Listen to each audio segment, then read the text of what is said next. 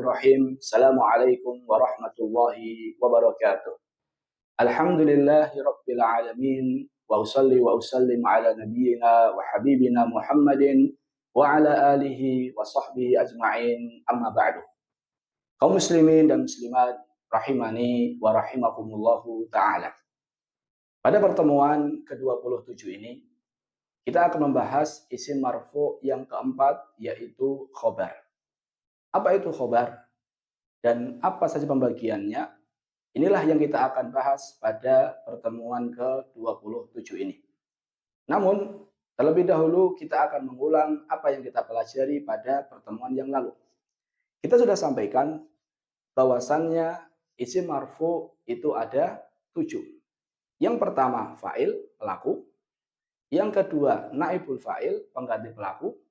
Yang ketiga, mubtada. Yang keempat, khobar. Yang kelima, isim kana. Yang keenam, khobar inna. Dan yang ketujuh adalah tawabi. Kita sudah pelajari 3 di antaranya. Yang pertama, al-fa'il. Apa itu fa'il? Pelaku. Jadi kalau kita mendapati pelaku, fa'il, maka dia pasti rofa. Karena dia termasuk isim-isim rofa. Contohnya, qalan nabiyyu. Nabi bersabda. Siapa yang bersabda? Nabi. Nabi sebagai apa? Pelaku. Bahasa Arabnya fa'il. Maka marfu. Marfu dengan dhammah. Bacanya qalan nabiyyu. Yang kedua, naibul fa'il. Pengganti fa'il.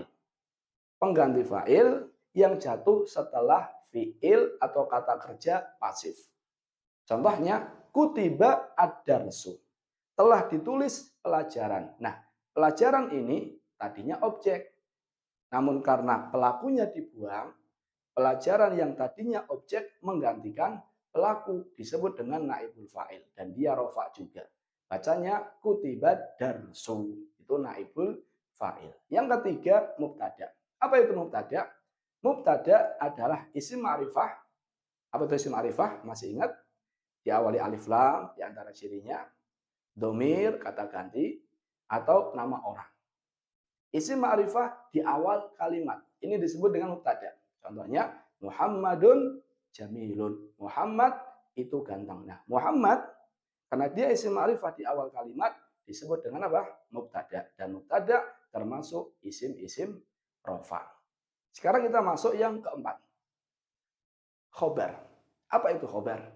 Dan apa saja pembagiannya? Inilah yang kita akan bahas pada kesempatan kali ini. Pengertian khobar. Isim marfu yang keempat, khobar. Pengertiannya. Khobar adalah isim yang menerangkan mubtada. Khobar adalah isim yang menerangkan, menjelaskan mubtada. Karena kalau seandainya hanya mubtada, itu orang belum paham. Contohnya Muhammad. Kenapa dengan Muhammad? Ali. Kenapa dengan Ali? Zaidun. Kenapa dengan Zaid? Alkitab, buku. Kenapa dengan buku? Butuh penjelas. Yang penjelas inilah yang disebut dengan khobar. Contohnya Muhammad. Kenapa dengan Muhammad? Muhammadun solihun. Oh, Muhammad itu soleh. Nah, penjelasnya ini, soleh ini yang disebut dengan apa? Khobar. Khobar itu penjelas mubtada. Lihat contohnya. Al-ilmu nafi'un. Kata al-ilmu adalah mubtada. Al-ilmu. Ilmu itu. Kenapa ilmu itu? Kenapa? Nafi'un. Bermanfaat. Nah, kata nafi'un inilah yang disebut dengan apa? Khobar. Penjelas mubtada. Akhirnya ini disebut dengan mubtada. Ini disebut dengan khobar. Mubtada isim ma'rifah di awal kalimat. Khobar penjelas dari mubtada. Jadi saya ulang, khobar adalah penjelas dari mubtada. Pembagiannya. Khobar terbagi menjadi 2. Khobar terbagi menjadi 2. Yang pertama adalah khobar mufrad. Yang kedua khobar selain mufrad. Apa itu khobar mufrad? Khobar mufrad adalah khobar yang terdiri dari satu kata.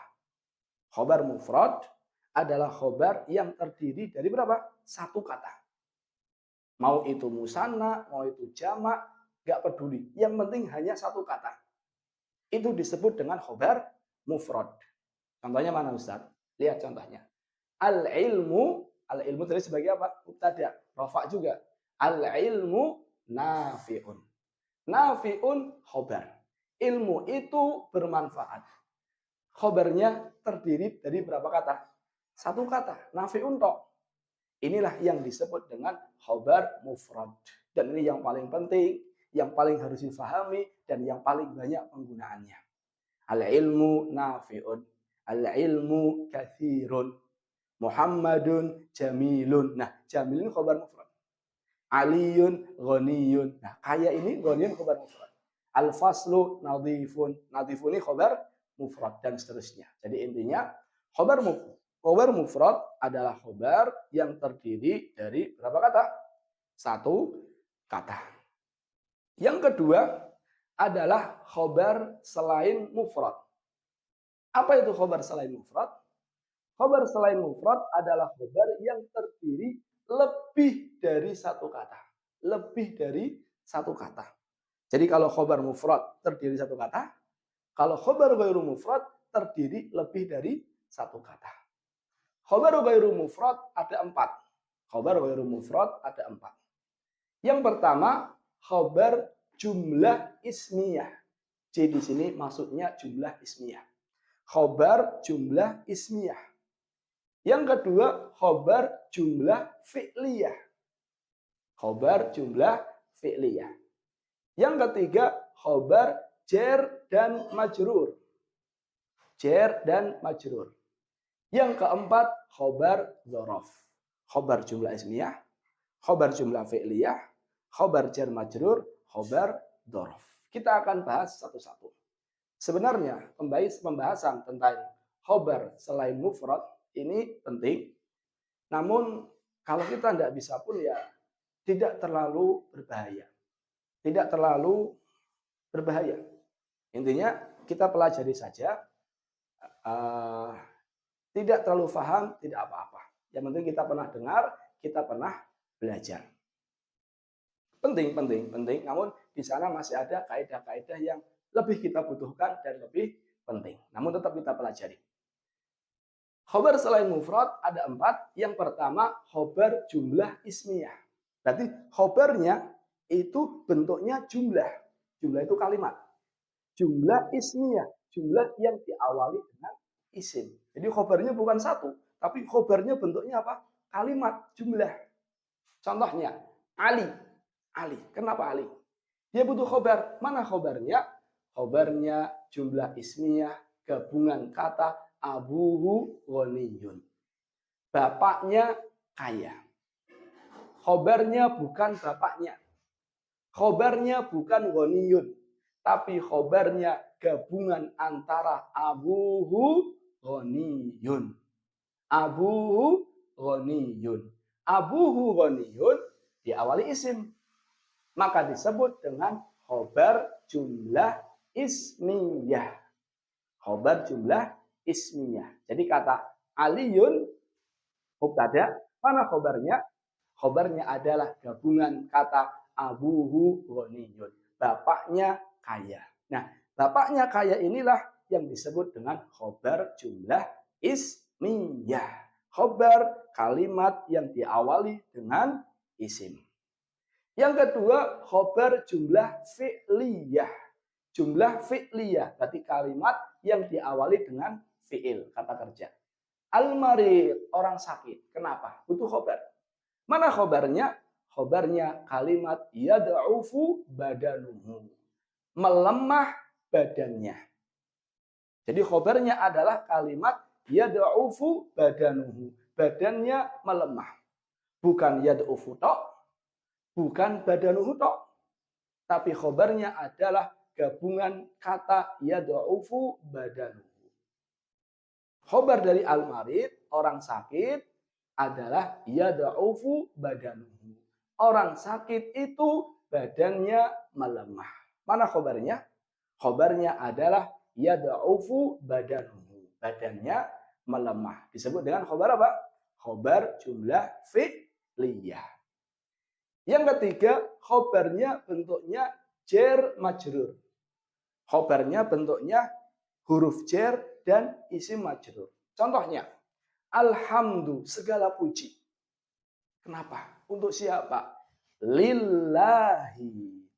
Li untuk Allah, Allah. Berarti li huruf jar, Allah lafzul jalalah isim majrur. Nah, gabungan lillahi inilah yang disebut dengan khobar jar majrur. Khobar bentuknya jar dan majrur. Yang keempat, khobar dzaraf. Apa itu khobar dzaraf? Khobar dzaraf adalah khobar yang terdiri dari dzaraf. Dzaraf itu kata keterangan, baik waktu maupun tempat. Contohnya, as-saburah, papan tulis. Kenapa papan tulis? Di mana letaknya? Apa yang terjadi papan tulis? Dia butuh khobar. Mana khobarnya?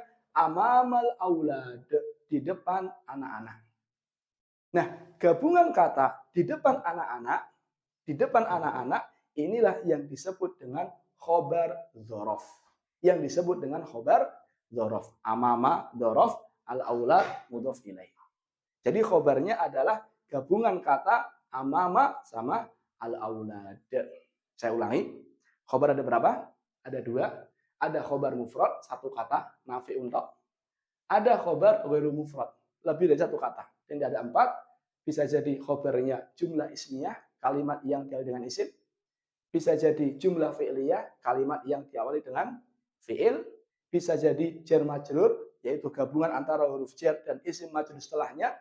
Atau khobarnya dzaraf, yaitu kata keterangan dengan kata setelahnya. Ini pembahasan tentang mubtada khobar. Ini penjelasan tentang khobar. Sekarang kita masuki pembahasan berikutnya, latihan. Yang pertama, al-bakhilu mazmumun. Al-bakhil sebagai apa? Mubtada, marfu juga. Kenapa mubtada? Lihat, isim ma'rifah di awal. Al-bakhil, berarti mubtada. Mubtada butuh khobar. Mana khobarnya? Mazmumun, tercela. Mazmumun, tercela. Kata mazmumun ini khobar dari al-bakhil. Khobarnya mufrad atau selain mufrad? Mufrad. Karena terdiri hanya dari satu kata, yaitu mazmumun. Khobar mufrad, marfu dengan dhammah. Lanjut. Ahmad maluhu katsir. Ahmad, kenapa dengan Ahmad? Yang mubtada jelas. Butuh khobar, butuh penjelas. Mana penjelasnya? Apakah hanya maluhu? Ahmad, hartanya. Belum jelas juga. Katsir juga belum jelas. Maka mana khobarnya? Khobarnya gabungan antara kata maluhu katsir. Jadi maluhu katsir ini khobar dari Ahmad. Tapi khobarnya jumlah ismiyah. Khobarnya jumlah ismiyah. Jumlah kalimat yang diawali dengan isim. Lihat, maluhu isim. Berarti kalau kita pengen lebih detail, maluhu katsir, jumlah ismiyah ini dalam kedudukan rofa khobar dari Ahmad. Tapi belum paham, tidak apa-apa. Ali yaktubud darsa. Ali, kenapa? Ada apa dengan Ali? Ali ngapain? Dia butuh khobar. Yaktubud darsa, menulis pelajaran. Nah, kalimat yaktubud darsa ini jumlah fi'liyah. Jumlah yang diawali dengan fi'il yaktubu. Dan kalimat yaktubud darsa ini khobar dari Ali. Ali, kenapa Ali? Menulis pelajaran. Nah, menulis pelajaran ini khobar penjelas dari kata Ali. Jelas? Kita lanjut. Al-ustadu fil baiti. Ustad. Ada apa dengan ustad? Kenapa ustad? Di mana ustad? Fil baiti, di rumah. Oh, ustad itu di rumah. Nah, gabungan antara huruf jar dengan isim majrur ini adalah khobar penjelas dari kata al-ustad. Khobar apa? Jar majrur. Yang keempat, al-ustad amamal fasli. Al-ustad, kenapa? Di mana ustad? Ada apa dengan ustad? Amamal fasli, depan kelas. Oh, ustadz itu depan kelas. Nah, kalimat amama sama al-fasli ini khobar dari kata al-ustadz. Jadi intinya khobar itu ada berapa? Ada dua, ada khobar mufrad, khobar yang terdiri dari satu kata, dan ini yang paling penting, yang paling harus difahami, yang kedua khobar selain mufrad, bahasa Arabnya khobar ghairu mufrad. Bisa jadi khobarnya bentuknya jumlah ismiyah, kalimat yang diawali dengan isim, bisa jadi khobarnya jumlah fi'liyah, kalimat yang diawali dengan fi'il, bisa jadi khobarnya jar majrur, huruf jar dan isim majrur, bisa jadi khobarnya dzaraf, kata, keterangan, dan isim setelahnya. Wallahu ta'ala a'lam bissawab. Barangkali hanya ini yang bisa saya sampaikan. Terima kasih atas perhatiannya. Mohon maaf atas segala kesalahan.